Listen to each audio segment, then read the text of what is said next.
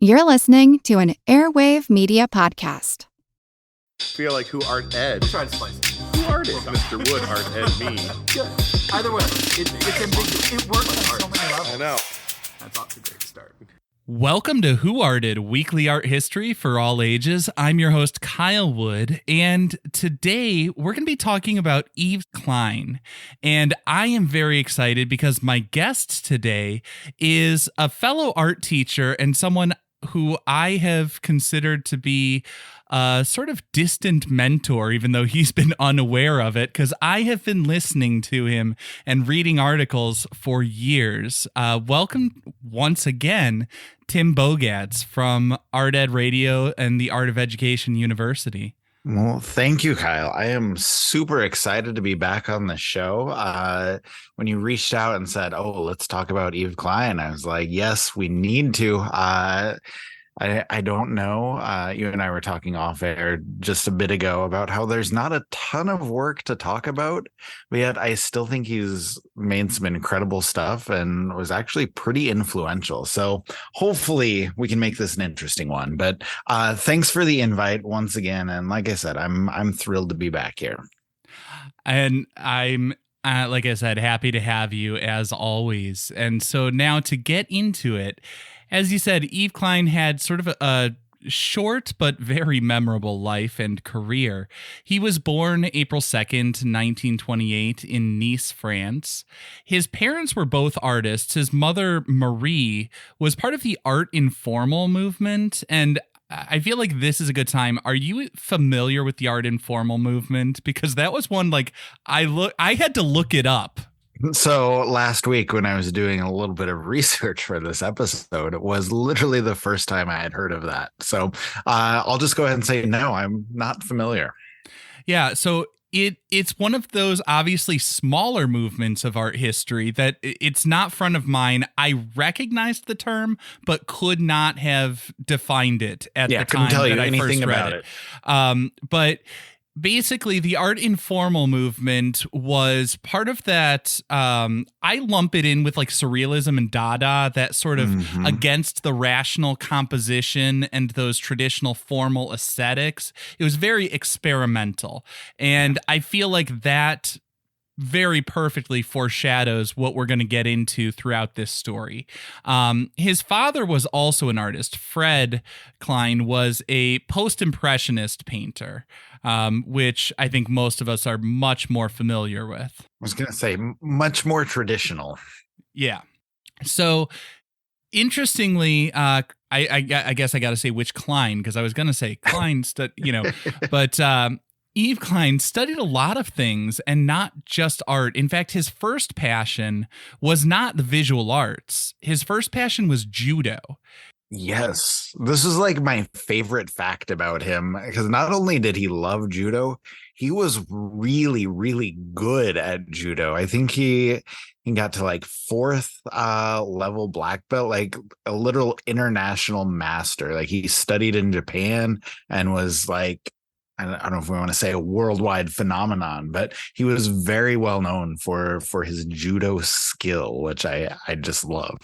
Correct. He was a fourth degree black belt, studied it in Japan, and I believe he was the first European to earn that distinction of fourth degree black belt. Nice. And he wrote a book about it, taught other people judo. Like he was all in on that as sort of his first career.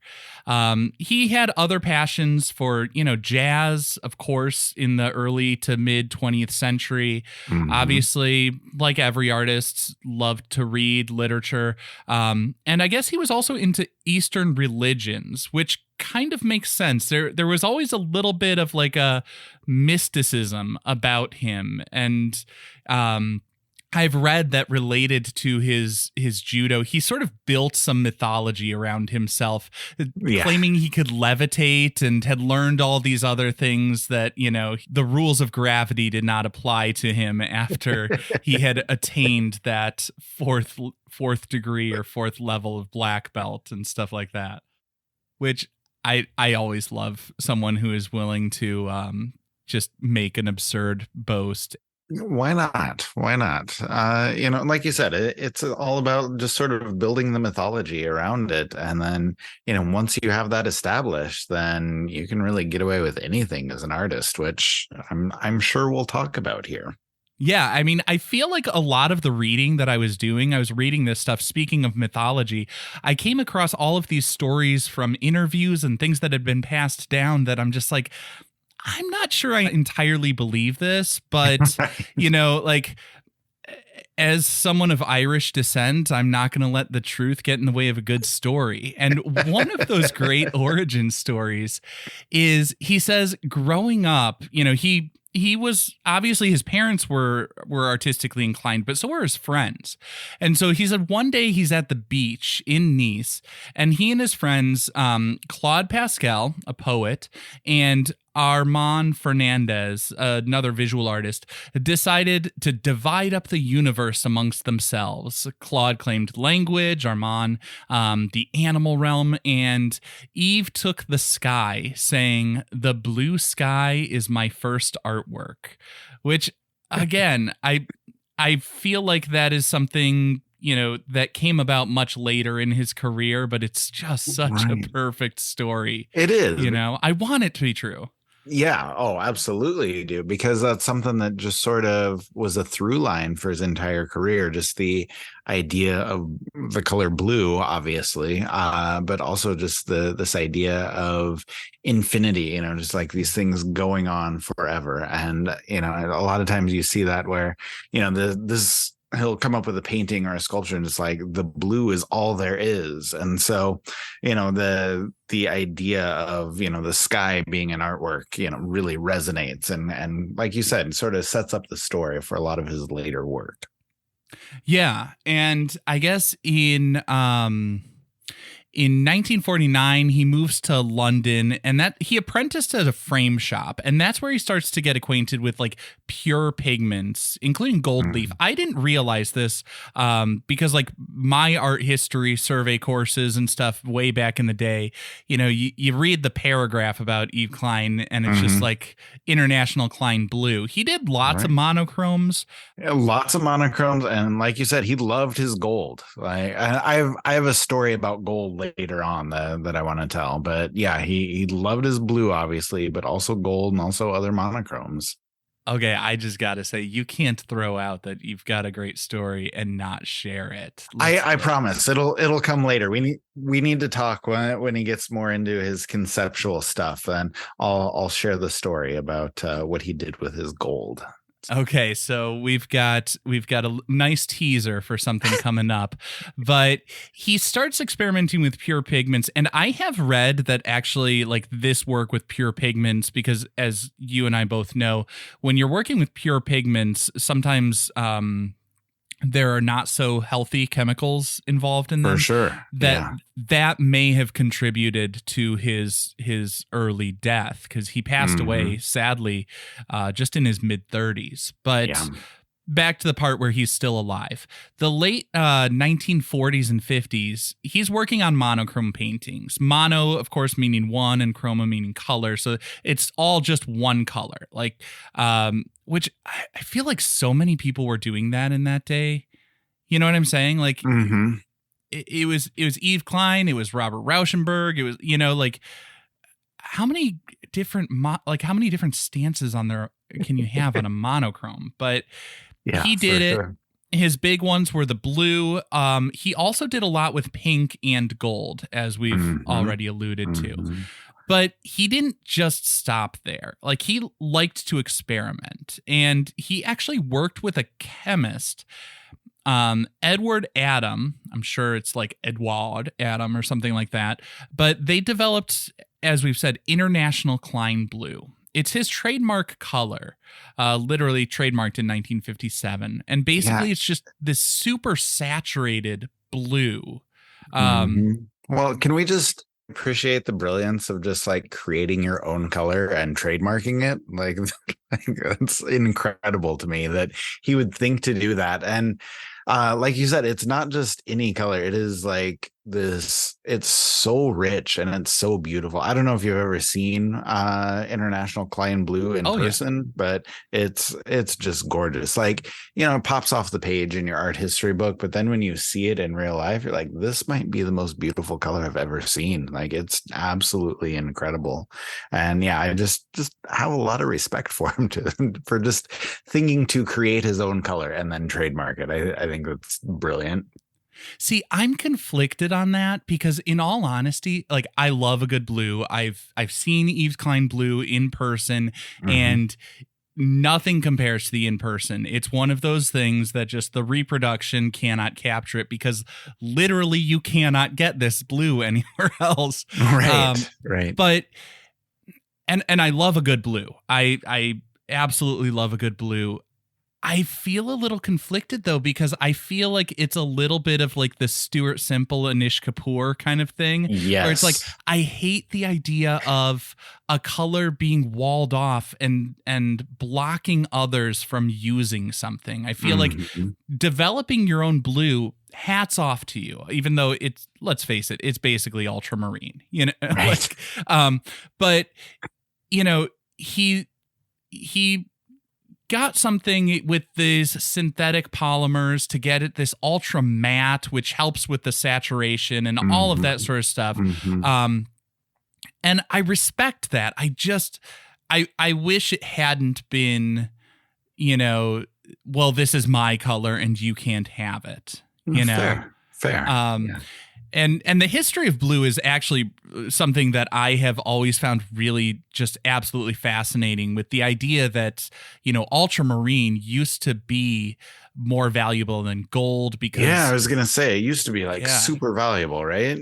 Yeah, because it came from the lapis lazuli stones, which, like, you already think, okay, we got to take these stones, grind them into dust. Yeah, I could see where that's a bit of a pain, but that's actually the easy part, because they exclusively for a long time were getting them from like remote mountainous regions in Afghanistan. So then they had to get them, then crush them, and then it had to be like, it went through like, I think 3 different filtering processes, because 97% of the stone was not usable pigment.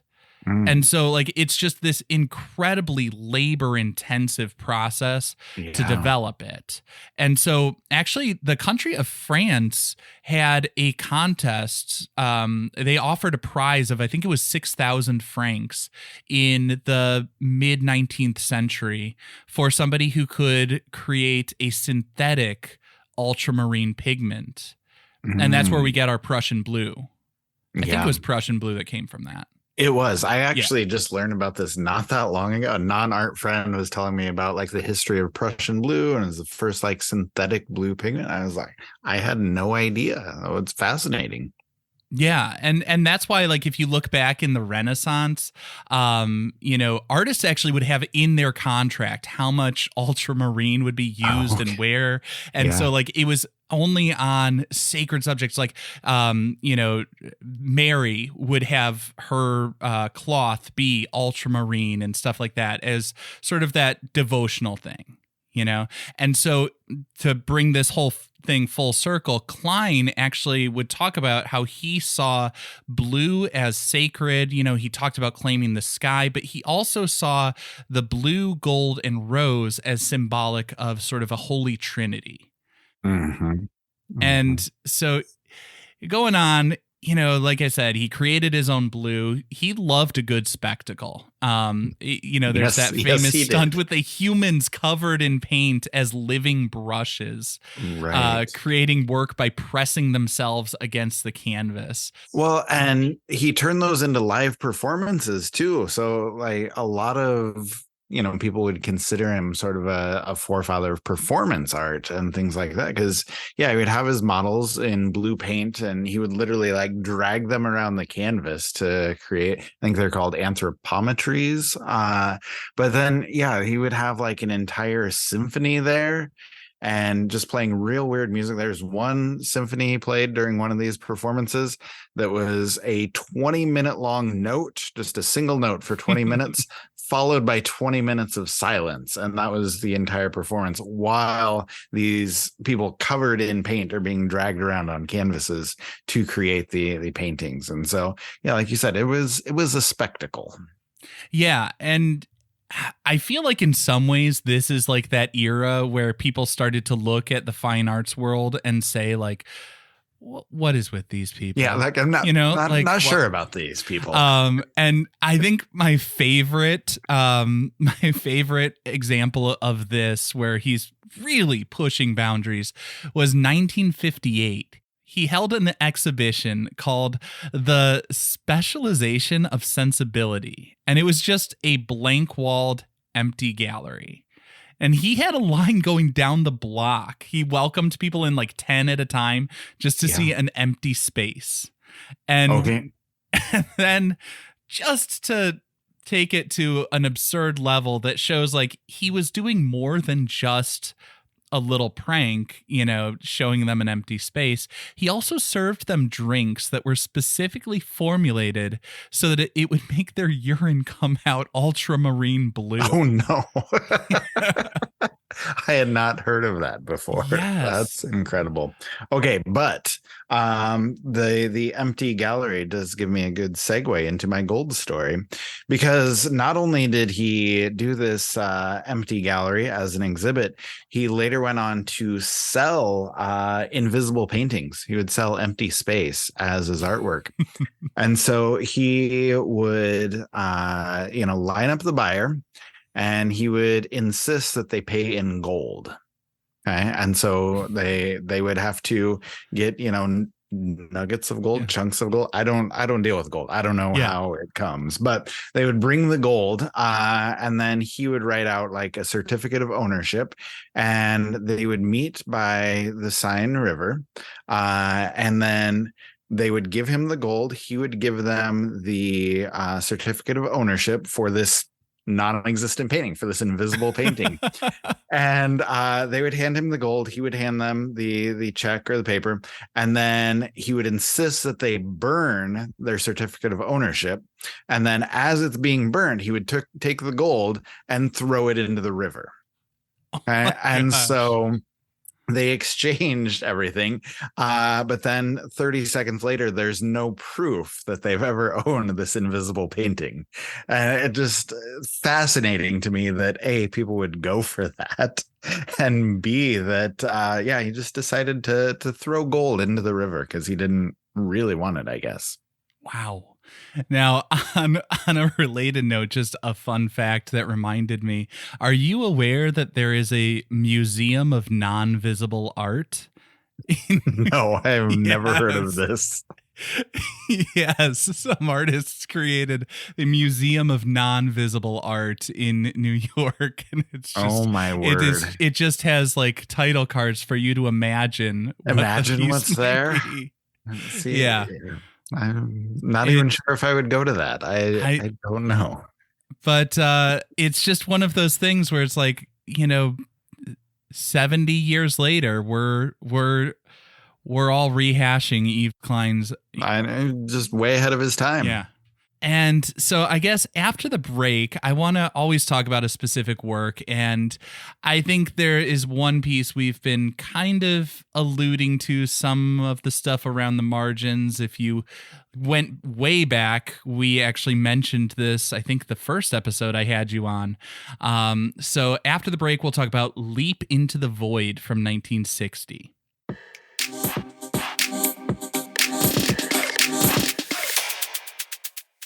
And now we are going to continue our look at Yves Klein. And I didn't want to do the thing I do to my students where I just I always start my art class by talking about a work of art with students. I have them do a cold read. Mm-hmm. And you know how when the projector's on, but there's no source, it's just blue. Yes.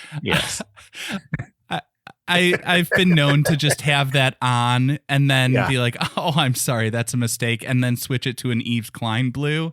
That's good. That's a funny joke. Just to see the reaction.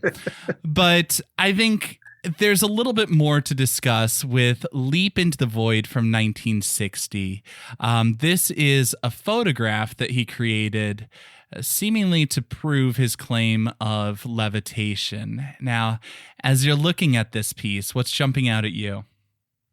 Well, I mean, the fact that he's literally flying. It is a photograph of him flying. And I don't know, my favorite thing to do with it, and I guess we should describe all of it for what's for people who are not familiar. It's a street scene.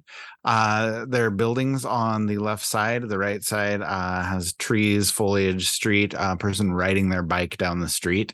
And on the left, there is, I believe, an apartment building. And Yves Klein is up on the second floor of the apartment building, literally leaping out of the window. His feet are just off the balcony. He's a good 20 feet up in the air, and his entire body is almost parallel with the street below him. He literally looks like he's flying out the window of the building. And so, my first reaction to this, my first response to this is always, how? Like, how did he do this? And, that's always the question that I ask my students when I'm showing this as well. Like, how do you think he did this?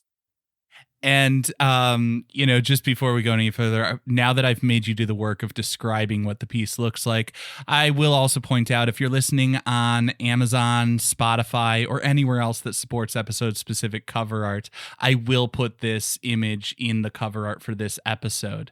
But yeah, that's also the question that I ask my students. I like to introduce photography, showing some different examples, trick photography, stuff like that, the standard forced perspective and all of that. With a lot of my students, one of the first things they say is green screen. Yeah, I always have Photoshop, and like, is 1960 that he made it. Like, I don't think Photoshop was happening back then.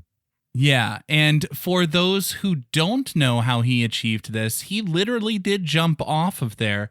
The thing that's not visible in the famous image is he had friends gathered around with I don't. It's that like ring. It's not quite a net. It's like a tarp or a trampoline, almost. Just basically a giant piece of cloth that's gonna catch him. Yeah, it's the kind of thing you would see in like those old cartoons that I never imagined they actually had in the real world. But yeah, they were gathered around to catch him. And so what he did was he set up the camera essentially on a tripod to get a fixed position. And so he took one shot of the street with nothing there. Yeah, just an empty street. Yeah, with the person riding the bike off to the right side. And then a second photo of him leaping. He literally did leap out of the window. They caught him, but then he used, some darkroom magic, some photography tricks to combine the leaping on the top half of the photo and the still shot of the empty street on the bottom half to make it look as though he's leaping into the void, into the empty street. Yeah, and for those who don't know, the magic was essentially an X-Acto. He's just like a composite of the two shots put together. And it worked nicely. Now, this image I've seen reproduced in lots of books and stuff like that. I did not at first realize that he put this on the cover of his own newspaper. He printed up his own fake newspaper for just a single day, November 27th, 1960. That's such an Yves Klein thing to do. Let me just print my own newspaper for a day. It really is. And, he puts up this headline that declares the painter of space leaps into the void. And he claims he won the space race and, makes all sorts of winking comments.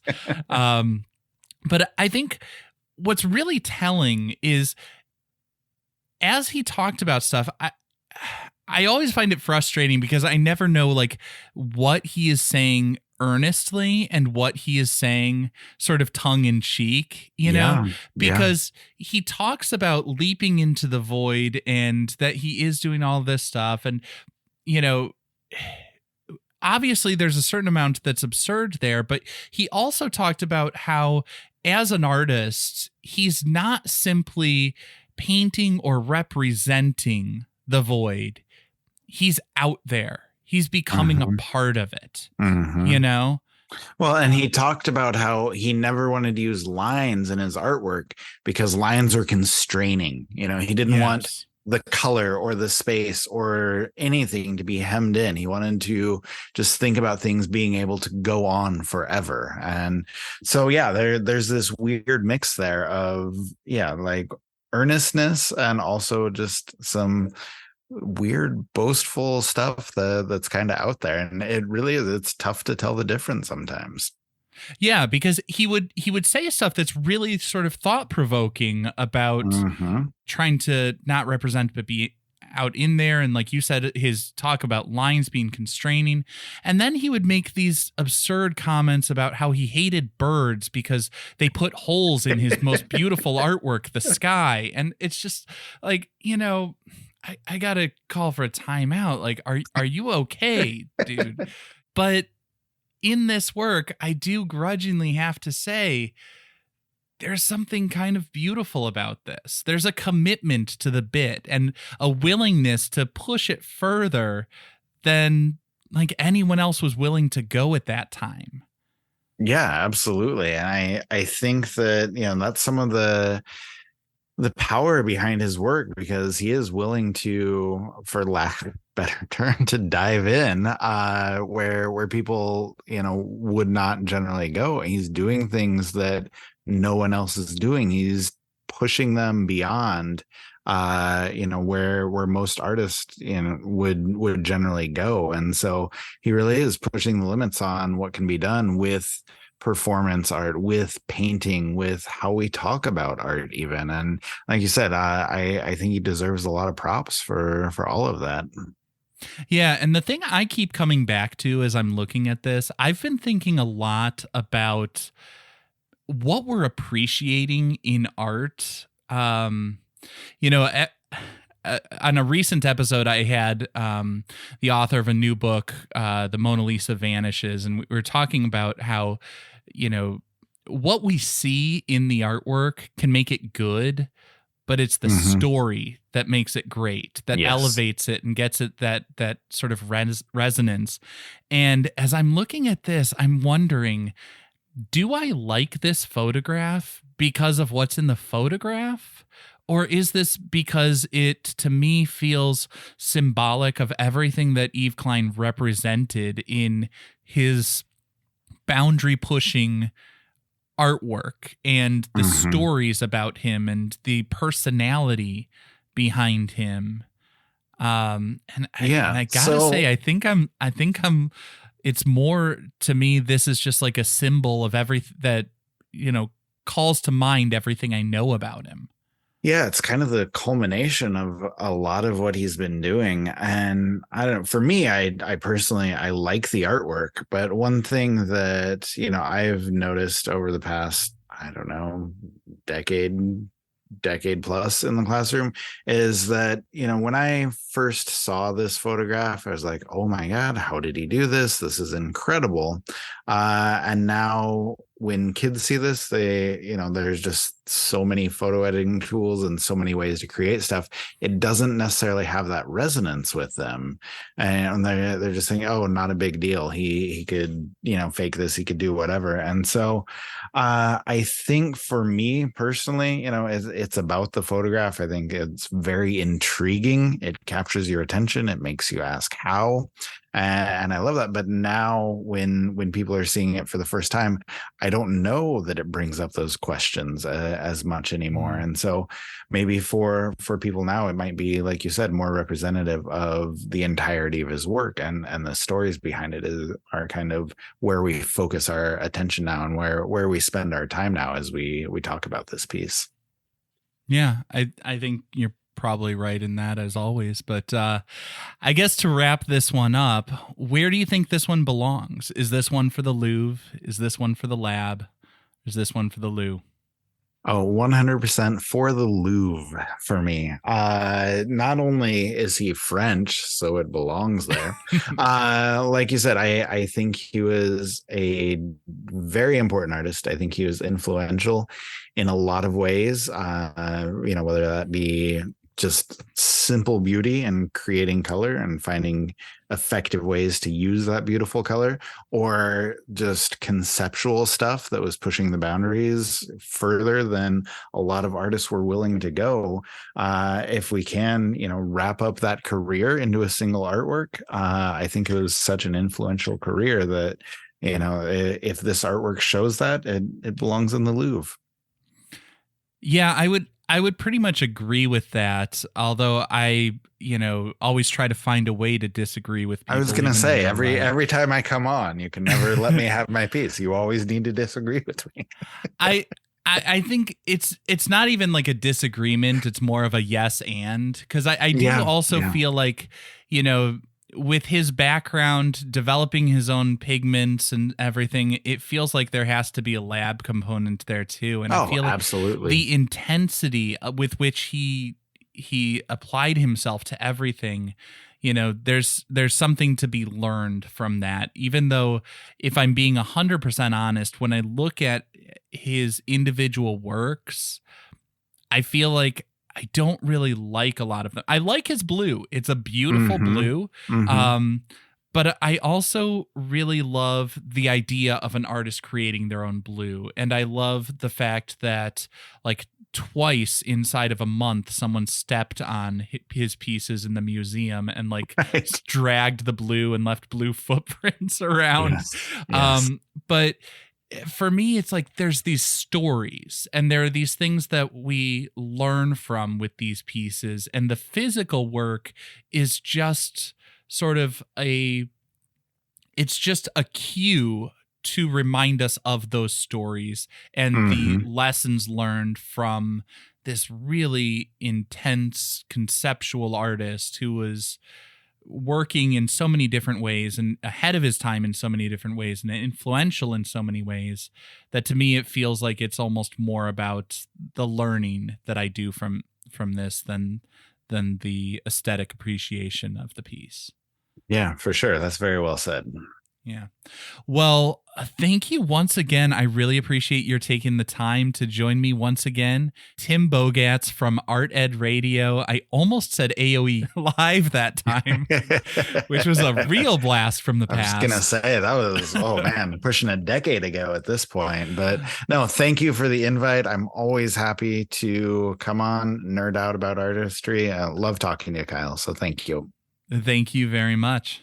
This concludes this week's episode of Who Arted, part of the Airwave Media Podcast Network. If you found this tolerable, please leave a rating or review on your favorite podcast app. You can find images of the work being discussed this week and every week on social media at Who Arted Podcast on Twitter, Instagram, and TikTok, and of course on the website whoartedpodcast.com. Podcast done.